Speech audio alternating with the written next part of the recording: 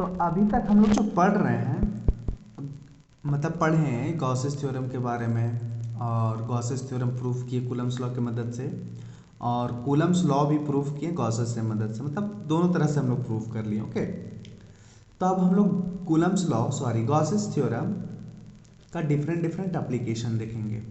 तो वो एप्लीकेशन देखने से पहले हम लोगों को कुछ टर्म जानना बहुत ज़रूरी है, और वो टर्म क्या है कि continuous charge distribution. Continuous charge distribution किसको बोलते हैं? तो कंटिन्यूअस चार्ज डिस्ट्रीब्यूशन में सबसे पहला जो टर्म है लीनियर चार्ज डिस्ट्रीब्यूशन का। लीनियर का मतलब ही होता है लाइन। क्या होता है? लाइन। मतलब कोई भी लाइन में चार्ज का डिस्ट्रीब्यूशन ही कहलाता है लीनियर चार्ज डिस्ट्रीब्यूशन। देखो वही चीज लिखा हुआ है, if charge is distributed over a linear मतलब over a line then it is called linear charge density.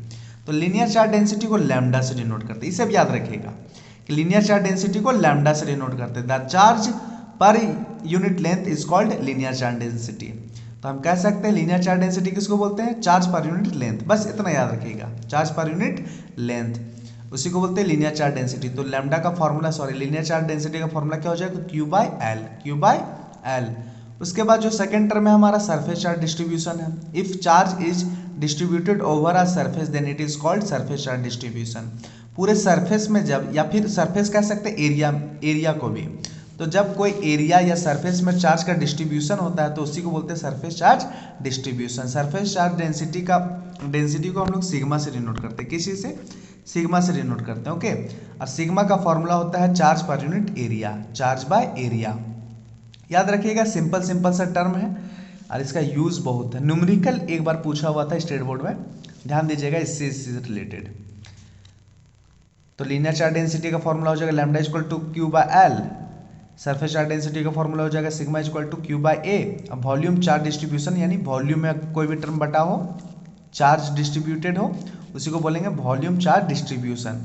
Volume charge density किसको बोलेंगे? तो चार्ज पर यूनिट वॉल्यूम को बोलेंगे।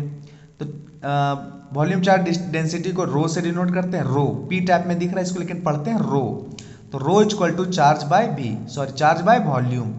ये हो गया हमारा वॉल्यूम चार्ज डेंसिटी का फॉर्मूला। सबका ऐसा यूनिट किनारे किनारे लिख दिए हैं, ध्यान में रखिएगा। ओके, तो अब हम लोग स्टार्ट करेंगे। जो मेन टर्म है वो है गॉसेस थ्योरम का एप्लीकेशन। तो गॉसेस थ्योरम का एप्लीकेशन जानने से पहले हम बतला दें चार्ज के बारे में, जो हम लोग पहले ही पढ़ चुके थे कि गॉस हमेशा हर टर्म को ढक के चेक करने का कोशिश करता था कि क्या उसका रिएक्शन होगा। ओके, तो सबसे पहला जो एप्लीकेशन है, सबसे पहला एप्लीकेशन, अभी जो टर्म यहाँ पर लिखा हुआ है उसको ध्यान दीजिएगा कि to find electric field intensity due to a charged spherical shell और होलो स्फीयर। यहाँ पर लिखा हुआ होलो स्फीयर। ये टर्म आप जो हम इधर एक्सप्रेशन करवा रहे हैं उसको सॉलिड स्फीयर में भी आप यूज कर सकते हैं। ओके, तो होलो स्फीयर यूज कीजिए या सॉलिड स्फीयर, दोनों के लिए रिजल्ट सेम आता है। ओके, तो पहला एप्लीकेशन है, बहुत ही इंपॉर्टेंट है, स्टेट बोर्ड में बहुत बार पूछ चुका है, सीबीएसई के लिए भी बहुत न्यूमेरिकल इससे बनता है। ठीक है, तो ये टर्म को समझिएगा पहले। तो consider a hollow sphere of radius R. एक होलो स्फीयर अपने से कंसीडर किए हैं, उसका रेडियस कितना है? आर है, बड़े वाले के लिए।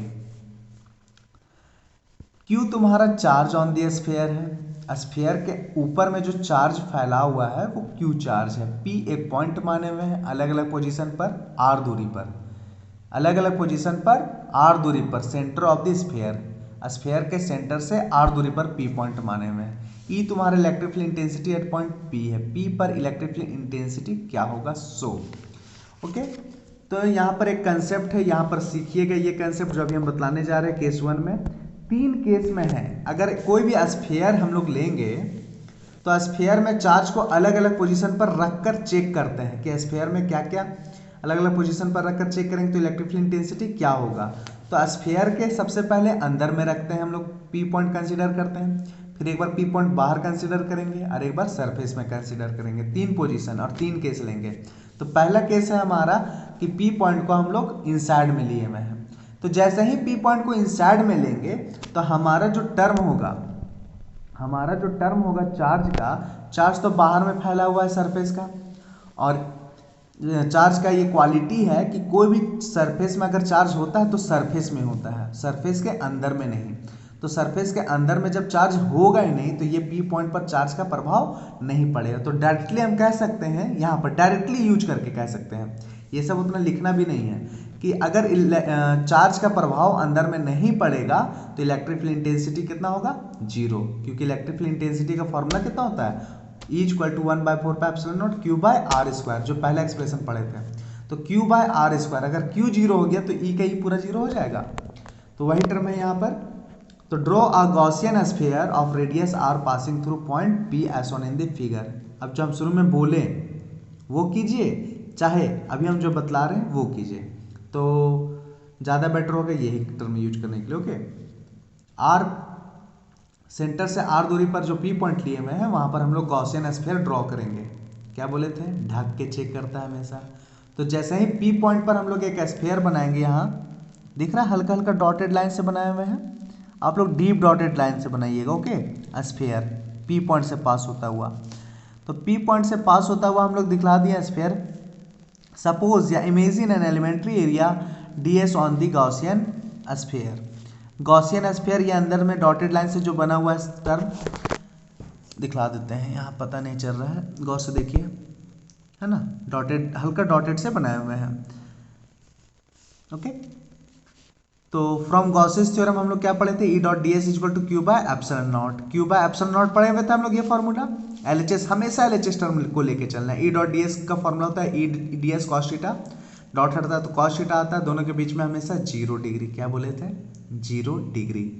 तो 0 डिग्री हमारा टर्म हो जाएगा। चार्ज का प्रभाव कितना, 0। चार्ज का प्रभाव कितना पड़ रहा है, 0, क्योंकि बताए थे सरफेस के ऊपर में होता है, अंदर में कोई प्रभाव नहीं पड़ेगा, ये हो जाएगा 0, और यहाँ बचेगा EDS। ओके, EDS दिखला दिए हमें, स्टेप आप लोग नीचे लिखिएगा।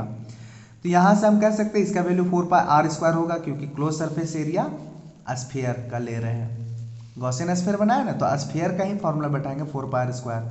अब ये 4πr² E के साथ गुना में उधर जाकर डिवाइड में होगा, तो यहाँ डायरेक्टली रिजल्ट हमारा क्या मिलेगा लास्ट में, E = 0।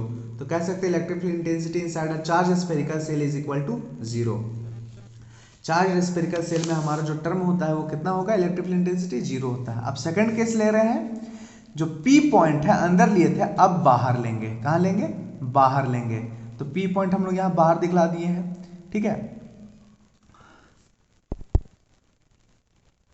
दिख रहा है, P पॉइंट बाहर दिखला दिए हैं। अब यही P पॉइंट से हम लोग एक छोटा सा गॉसियन स्फीयर ड्रॉ करेंगे। आप लिख भी सकते हैं, नहीं भी लिख सकते हैं, ड्रॉ कर दिए हैं। सेंटर से r दूरी माने में है। ओके, और ये जो रेडियस होता है, जो शुरू से ही हम लोग स्फीयर माने में है कि स्फीयर के अंदर बाहर रख रख के चेक कर रहे हैं, तो स्फीयर का रेडियस r था। ओके, अब यहाँ एरिया वेक्टर और इलेक्ट्रिक फील्ड इंटेंसिटी का डायरेक्शन सेम दिखलाए हुए हैं। एरिया वेक्टर को n से भी दिखा सकते हैं, इसको गौर मत कीजिए, यहाँ ds कर दीजिए, आप इसको काट के ds कर दीजिए, ds है ना, ds एरिया वेक्टर। तो दोनों का डायरेक्शन सेम है। इलेक्ट्रिक फील्ड गॉसेस थ्योरम हम लोग यूज कर रहे हैं, E.ds = Q/ε0। अब LHS में जो टर्म है EDS के बीच में 0 डिग्री का एंगल, तो 0 cos 0 डिग्री बैठा दिया हम लोग। cos 0 का वैल्यू होता है 1, तो यहाँ EDS बचेगा ओनली, तो E को बाहर करेंगे और DS को अंदर रखेंगे। इसका फॉर्मूला हम लोग जान रहे हैं, 4πr²।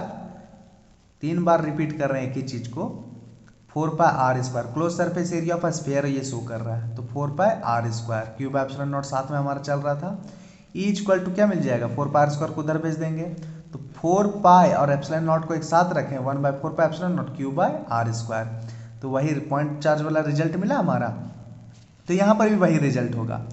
और P को अगर स्फीयर के सरफेस में रखेंगे तो बड़का रेडियस और छोटका r, जो सेंटर से P पॉइंट वाला डिस्टेंस छोटका r था और ये बड़का r रेडियस वा, दोनों बराबर हो जाएगा। तो जो हमारा एवब फॉर्मूला है वही सेम टू सेम होगा, बस स्मॉल r के जगह में कैपिटल R² हो जाएगा। ओके, तो ये हमारा पहला रिजल्ट है, काफ़ी आसान है, 5 मार्क्स के लिए पूछता है स्टेट बोर्ड के लिए, तो आप लोग ध्यान दीजिएगा, जैक वाले खासकर। ये क्वेश्चन बहुत बार पूछा हुआ है। ओके, आसानी से 5 नंबर गेन किया जा सकता है।